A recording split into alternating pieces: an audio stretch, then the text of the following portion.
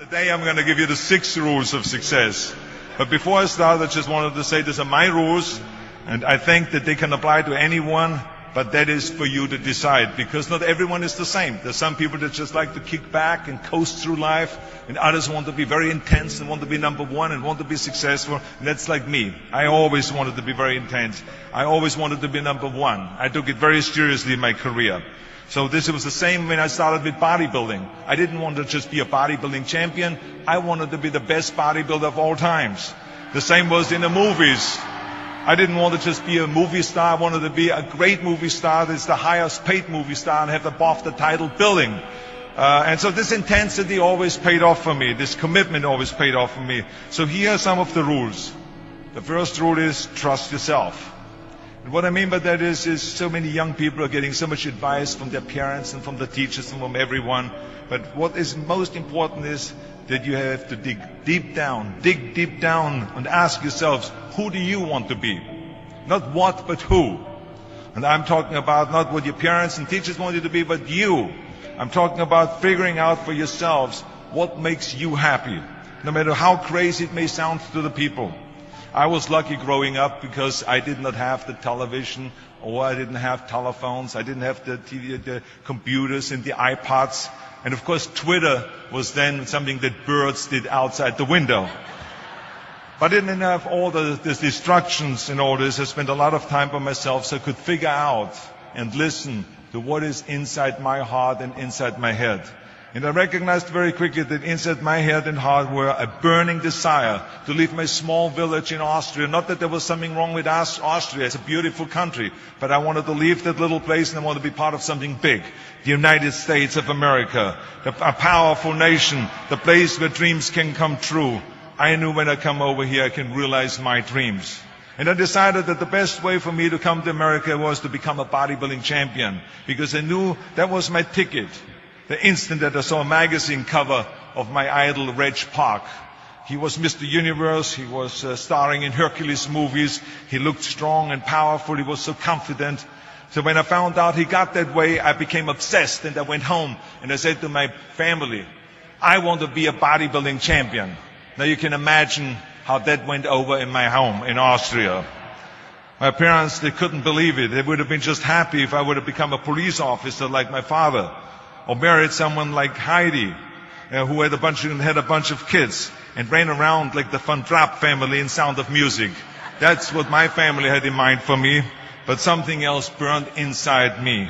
Something burned inside me. I wanted to be different. I was determined to be unique. I was driven to think big and to dream big. Everyone else thought that I was crazy. My friend said, if you want to be a champion in a sport, why don't you go and become a bicycle champion or a skiing champion or a soccer champion? Those are the Austrian sports. But I didn't care. I wanted to be a bodybuilding champion and use that to come to America and use that to go into the movies and make millions of dollars. So, of course, for extra motivation, I read books on strongman and on bodybuilding and looked at magazines. And one of the things I did was I decorated my bedroom window, my bedroom wall.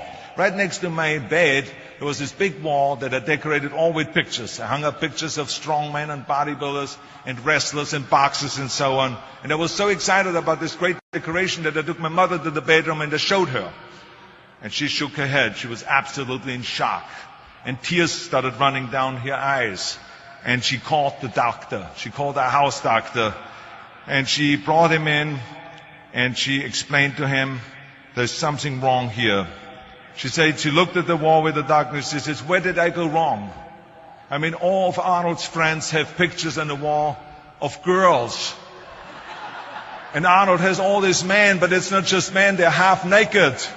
And they're oiled up with baby oil. I mean, what is going on here? Where did I go wrong? So you can imagine the doctor shook his head and he said, there's nothing wrong. At this age, you have idols and you go and have those. This is just quite normal. So this is rule number 1. I wanted to become a champion. I was on a mission. So rule number 1 is, of course, trust yourself no matter how and what anyone else thinks. And of course, rule number 2 is break the rules. We have so many rules in life about everything. I say break the rules, not the law, but break the rules. My wife has a t-shirt. My wife has a t-shirt that says, well-behaved women rarely make history. Well, I don't want to burst her bubble, but the same is true with man. It is impossible to be a maverick or a true original if you're too well behaved and don't want to break the rules. You have to think outside the box. That's what I believe. After all, what is the point of being on this earth if all you want to do is be liked by everyone and avoid trouble? The only way that I ever got any place was by breaking some of the rules. After all, I remember that after I was finished with my bodybuilding career, I wanted to get into acting and I wanted to be a star in films. You can imagine what the agents said when I went to meet all those agents. Everyone had the same line that it can't be done. The rules are different here. It says, look at your body. You have this huge, monstrous body, overly developed, that doesn't fit into the movies. You don't understand. This was 20 years ago, the Hercules movies. Now there's the little guys that are in. Dustin Hoffman, Woody Allen, Jack Nicholson, before he gained weight, of course, that is. But anyway, those are the guys that were in. And the agent also complained about my accent. He says, no one ever became a star with an accent like that, especially not with a German accent. And yes, I can imagine with your name, Arnold Schwarzenegger, or whatever the name is, on a billboard. Yeah, that's going to draw a lot of tickets and sell a lot of tickets. Yeah, right. So this is the kind of negative attitude they had, but I didn't listen to those rules. Even though they were very nice and they said, look, we can get you some bit parts. We can get you to be, playing a wrestler or a bouncer. Oh, maybe with your German accent we can get you to be a Nazi officer in Hogan's Heroes or something like that. But, I didn't listen to all this. These were their rules, not my rules. I was convinced I could do it, that if I worked as hard as I did in bodybuilding, 5 hours a day, and I started getting to work, I started taking acting classes, took English classes, took speech classes, dialogue classes, accent removal classes I even took. I remember running around, a fine wine grows on a vine. You see, because Germans had difficulties with the F and the W and the V. So fine wine grows on a vine. I know what some of you now say is, I hope that Arnold got his money back. But let me tell you something. I had a good time doing those things and it really helped me. And finally I broke through. And I started getting the first parts in TV, Streets of San Francisco. Lucille Ball hired me. I made Pumping Iron, Stay Hungry. And then I got the big break in Conan the Barbarian. And there the director said, if we wouldn't have Schwarzenegger, we would have to build one. Now think about that. And then when I did Terminator, I'll be back. Became one of the most famous lines in movie history, all because of my crazy accent. Now think about it. The things that the agent said will be totally a detriment and will be impossible for me to get a job. All of a sudden became an asset for me. All of those things, my accent, my body and everything. So it just shows you never listen that you can't do something. And you have to work your way up. Of course, run for something else first. I mean, it was the same when I ran for governor. The same lines that you have to work your way up, it can't be done. And then, of course, I ran for governor, and the rest, of course, is history. They said you have to start with a small job as mayor, and then as assemblyman, and then as lieutenant governor, and then as governor. And they said, that's the way it works in a political career. I said, I'm not interested in a political career. I want to be a public servant. I want to fix California's problems and bring people together and bring the parties together. So, like I said, I decided to run. I didn't pay attention to the rules, and I made it, and the rest is history. Which, of course, brings me to rule number 3. Don't be afraid to fail. Anything I've ever attempted, I was always willing to fail. In the movie business, I remember that you pick scripts. Many times you think this is a winning script, but then, of course, you find out later on when you do the movie that it didn't work, and the movie goes in the toilet. Now, we have seen my movies, Red Sonja, Hercules in New York, Last Action Heroes. Those movies went in the toilet. But that's okay, because at the same time I made movies like Terminator and Conan and True Lies and Predator and Twins that went through the roof. So you can't always win, but don't be afraid of making decisions. You can't be paralyzed by fear of failure, or you will never push yourself. You keep pushing because you believe in yourself and in your vision. And you know that it is the right thing to do, and success will come. So don't be afraid to fail. Which brings me to rule number 4, which is don't listen to the naysayers. I mean, how many times have you heard that you can't do this and you can't do that and it has never been done before? Just imagine if Bill Gates had quit when people said it can't be done. I hear this all the time. As a matter of fact, I love it when someone says that no one has ever done this before, because then when I do it, that means that I'm the first one that has done it. So pay no attention to the people that say it can't be done. I remember my mother-in-law, Eunice Kennedy Shriver, when she started Special Olympics in 1968, people said that it would not work.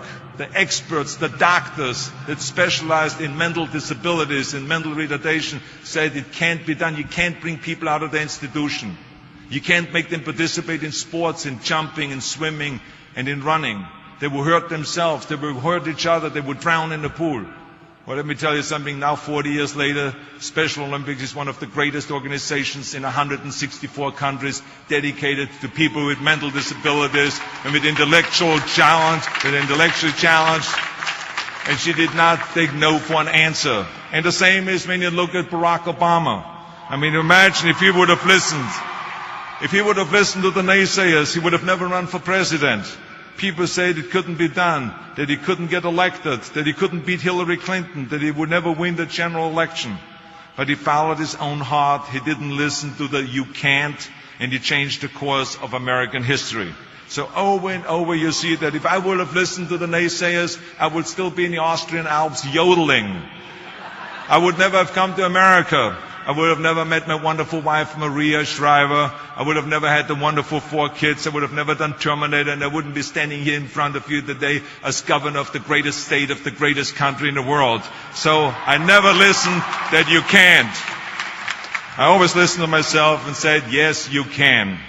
And that brings me to rule number 5, which is the most important rule of all. Work your butt off. You never want to fail because you didn't work hard enough. I never wanted to lose a competition or lose an election because I didn't work hard enough. I always believed leaving no stone unturned. Muhammad Ali, one of my great heroes, had a great line in the 70s when he was asked, how many sit-ups do you do? He said, I don't count my sit-ups. I only start counting when it starts hurting. When I feel pain, that's when I start counting, because that's when it really counts. That's what makes you a champion. And that's the way it is with everything. No pain, no gain. So many of those lessons that I apply in life, I have learned from sports, let me tell you, and especially that one. And let me tell you, it is important to have fun in life, of course, but when you're out there partying, horsing around, someone out there at the same time is working hard. Someone is getting smarter and someone is winning. Just remember that. Now, if you want to coast through life, don't pay any attention to any of those rules. But if you want to win, there's absolutely no way around hard work. None of my rules, by the way, of success will work unless you do. I've always figured out that there's 24 hours a day. You sleep 6 hours, and you have 18 hours left. Now, I know there's some of you out there now and says, well, wait a minute, I sleep 8 hours or 9 hours. Well, then just sleep faster, I would recommend. Because you only need to sleep 6 hours, then you have 18 hours left, and there's a lot of things you can accomplish. As a matter of fact, Ted Turner used to say always, early to bed, early to rise, work like hell, and advertise. And of course, all you know, you know already those things, because otherwise you wouldn't be sitting here today. Just remember, you can't climb the ladder of success with your hands in a pocket. And that takes me to rule number 6, which is a very important rule. It's about giving back. Whatever path that you take in your lives, you must always find time to give something back. Something back to your community, give something back to your state or to your country. And my father-in-law, Sergeant Shriver, who is a great American, truly great American, who started the Peace Corps, the Job Corps, legal aid to the poor. He said at Yale University to the students at a commencement speech, tear down that mirror. Tear down that mirror that makes you always look at yourself. And you will be able to look beyond that mirror, and you will see the millions of people that need your help. And let me tell you something, reaching out and helping people will bring you more satisfaction than anything else you've ever done. As a matter of fact, today, after having worked for Special Olympics and having started after-school programs, have promoted fitness, and now with my job as governor, I can tell you, playing a game of chess with an 8-year-old kid in an inner-city school is far more exciting for me than walking down another red carpet of a movie premiere. So let me tell you, as you prepare to go off into the world, remember those 6 rules. Trust yourself, break some rules, don't be afraid to fail, ignore the naysayers, work like hell, and give something back.